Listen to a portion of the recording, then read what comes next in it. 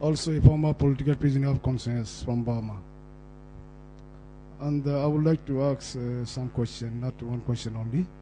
Also, I would like to thanks to the gentleman because you already visited the, the refugee area alongside the border, where I used to visit many times.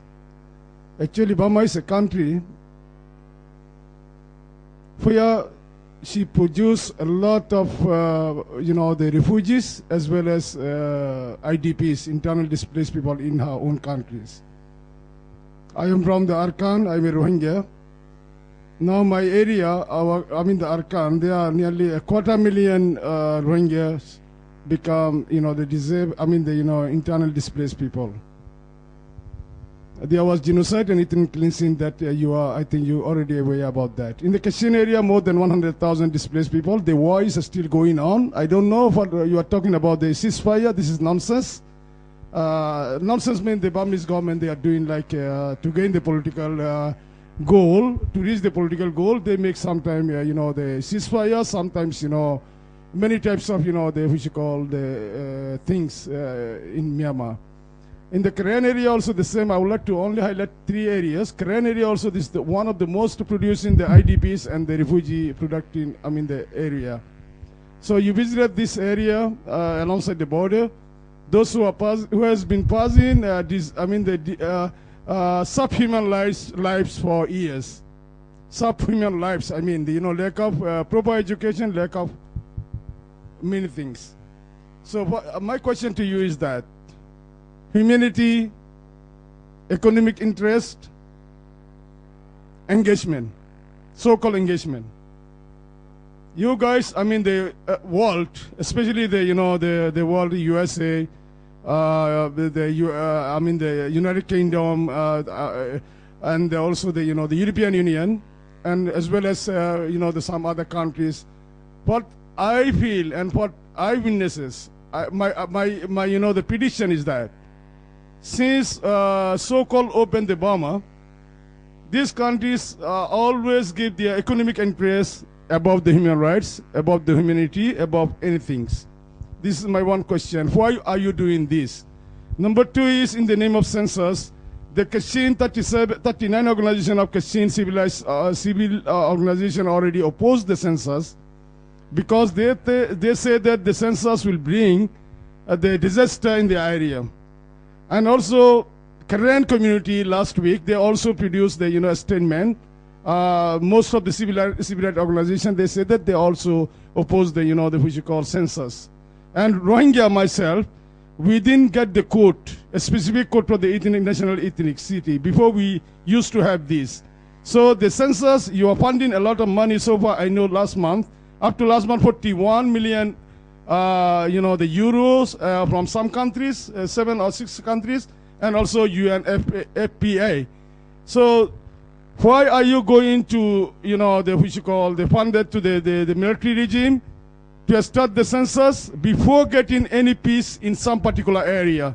According to your, the condition, without the peace, without the, peaceful atmosphere, the census cannot be conducted. But now you are going to conduct the so-called census.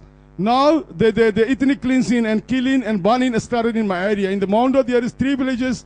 Most of the 200 houses were already burned last 2 to 3 days. So this is my question is,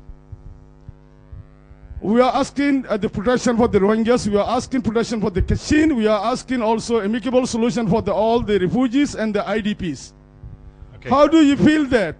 How do you feel that? Is there any good atmosphere to send back these refugees to Myanmar? The Karen, Kachin, and all around the refugees and the Rohingyas together, because in the name of dam, in the name of the some economic interest from the China, there are a lot of the river they close and they're making the dam and in the Kachin and the Karen area mostly, and also in the name of the ceasefire, the Burmese military deployment is now 8 or 10 times more, only to start to give the business, the interest, the which you call interest to the China as well as some other countries. So do you think that it is the good atmosphere or the peaceful Myanmar that you can send the refugee, or you try to, persuade the Thai government or Bangladesh government to repatriate these refugees Okay. This is my this question. Do Thanks you have very any agenda to include the Rohingya refugees here in your the International Rescue Committee agenda? Thank you very much. Okay, thank you very much.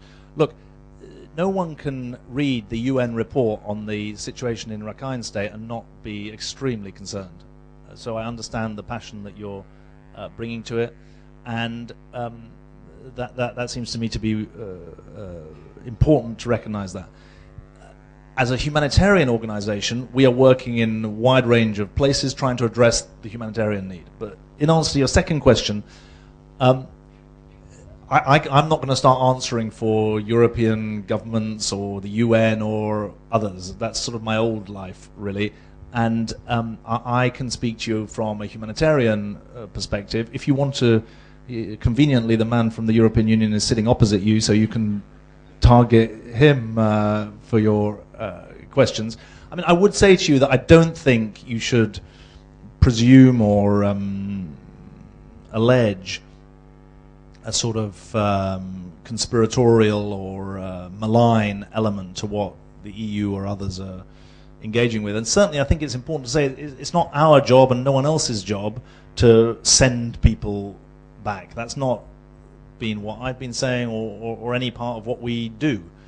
And the emphasis that I'm putting on the political and the economic and the social situation in the different communities of Myanmar speaks to that very directly. So I hope you understand that.